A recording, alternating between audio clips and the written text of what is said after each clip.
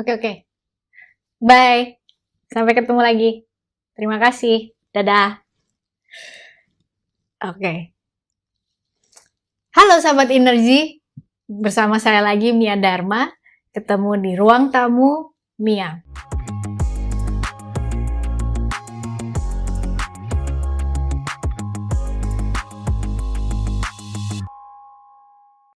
Hari ini kita akan bicara mengenai virtual meeting. Seperti yang tadi teman-teman juga saksikan, saya baru selesai melakukan meeting online. Pasti sangat akrab ya di telinga kita di masa-masa yang sekarang ini.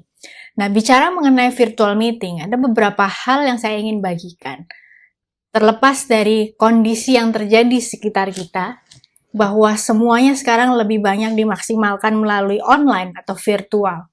Namun sebenarnya, terlepas dari kondisi kita seperti apa, kita memiliki banyak benefit ketika kita melakukan virtual meeting atau meeting melalui online.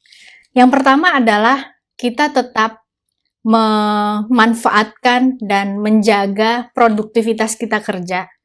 Karena terlepas dari situasi kondisi yang ada, yang membatasi kita untuk bertemu langsung dengan lawan bicara, calon klien, calon nasabah, atau dengan siapapun yang kita akan melakukan bisnis, kita tetap bisa melakukan atau menjaga produktivitas kerja kita dengan cara melakukan online meeting. Nah, benefit yang kedua adalah ketika kita mampu dan bisa melakukan virtual meeting atau online meeting, sebenarnya membuat kita dipermudah dalam sisi pergerakan kita. Antaranya adalah kita bisa melakukan multiple meetings atau back-to-back meetings tanpa memakan waktu untuk kita harus pindah dari satu lokasi ke lokasi yang lain. Jadi, sebenarnya memudahkan kita untuk bisa lebih banyak memanfaatkan waktu dalam hal melakukan meeting tanpa harus pindah-pindah tempat. Dan yang ketiga adalah membuat kita bisa tetap engage atau terhubung dengan staff, dengan tim, dengan orang-orang di sekitar kita dalam sebuah perusahaan, walaupun kita belum bisa bertemu langsung. Tetapi kita bisa melakukannya melalui online. Jadi tidak menutup kemungkinan kita tetap melakukan meeting dengan klien, dengan nasabah, dengan rekan kerja, dengan atasan kita, atau orang-orang di sekitar kita. Jadi sebenarnya benefitnya begitu banyak. Tetapi kita harus memperhatikan juga hal-hal ketika dalam melakukan virtual meeting supaya meeting tersebut tetap maksimal dan dapat menghasilkan sesuatu yang positif. Buat saya kata kuncinya adalah meeting. Tetap melakukan pertemuan. Artinya apa? Virtual maupun non-virtual, kata kuncinya adalah meeting atau pertemuan. Jadi, apa hal-hal yang tidak kita lakukan pada saat kita bertemu langsung, tentunya tidak kita lakukan pada saat kita melakukan online meeting. Oleh sebab itu, ada hal-hal yang saya ingin bagikan yang kita harus perhatikan dalam melakukan online meeting atau virtual meeting. Yang pertama, fokus. Ketika kita melakukan pertemuan melalui online, atau misalnya kita sebagai facilitator membagikan sebuah materi, dan atau kita di posisi peserta sedang mendengarkan fasilitator berbicara, hal pertama yang harus kita lakukan adalah fokus. Jangan sampai kita mengerjakan pekerjaan yang lain di luar agenda tersebut. Terutama ketika kita juga jari-jari kita juga sibuk mengetik hal-hal lain atau pekerjaan lain yang tidak ada hubungannya dengan meeting tersebut atau sesi tersebut. Karena bunyi ketikan itu seringkali juga dapat mengganggu konsentrasi orang-orang yang ada di sekitar kita dalam online meeting tersebut. Jadi fokus. Yang kedua, sebagai kata kunci yaitu meeting atau pertemuan, seperti layaknya kita bertemu langsung, yang harus diperhatikan dalam online adalah dress appropriately. Seperti yang tadi saya bilang, hal-hal yang kita tidak lakukan pada saat offline, tentunya kita tidak lakukan pada saat online.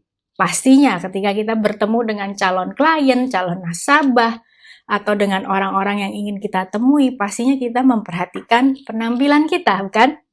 Sama halnya dengan online meeting atau virtual meeting. Kita harus memperhatikan penampilan kita, pastikan wajah kita tetap terlihat segar, fresh, rambut rapi, baju cukup profesional untuk dilihat di kamera, sehingga memberikan kesan bahwa kita siap, kita profesional. Itu yang kedua. Yang ketiga adalah be aware of your surroundings. Karena kita tahu bahwa online meeting bisa dilakukan di mana aja, baik di rumah maupun di tempat lain.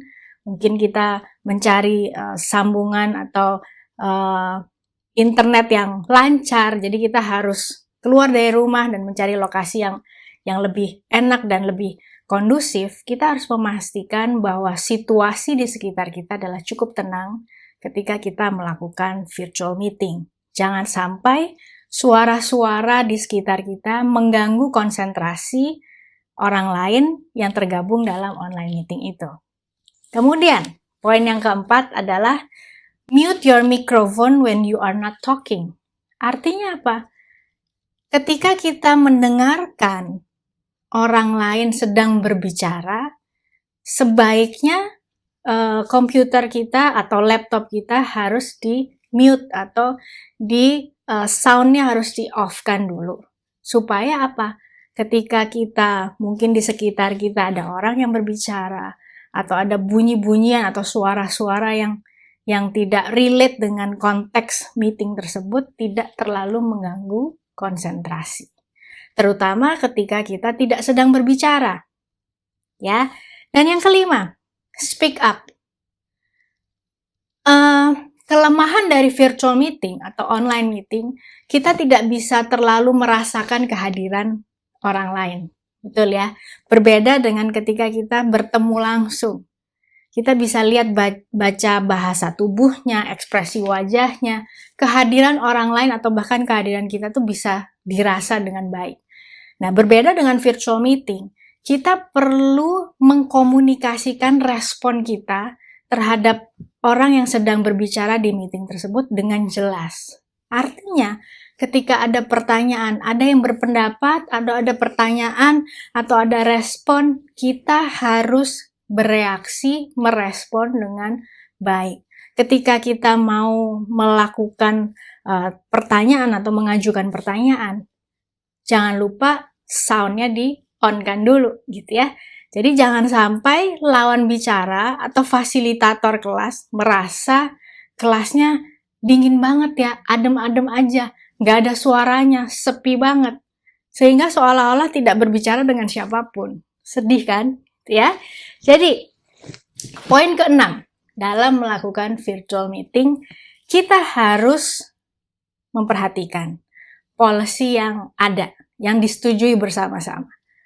Yaitu salah satunya misalnya kalau kita meeting formal dengan calon klien atau dengan klien, dengan pihak ketiga, gitu ya. Kita harus pastikan bahwa ketika kita melakukan meeting ini tidak dengan makan atau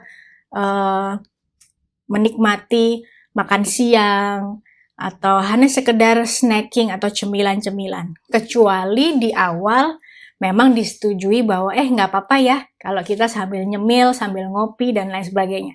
Tetapi ketika tidak ada kondisi yang disetujui di awal, jadi pastikan pada saat kita mendengarkan atau bahkan ketika kita berbicara, tidak ada makanan atau minuman yang kita nikmati pada saat bersamaan.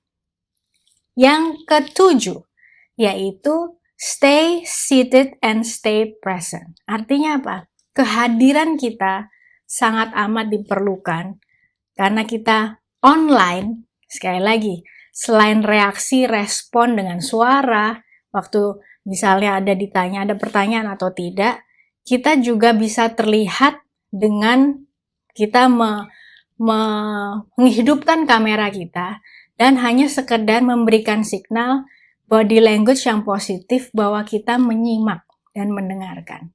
Oleh sebab itu, kehadiran kita, posisi duduk kita, dan keberadaan kita sangat amat diperlukan pada saat meeting berlangsung.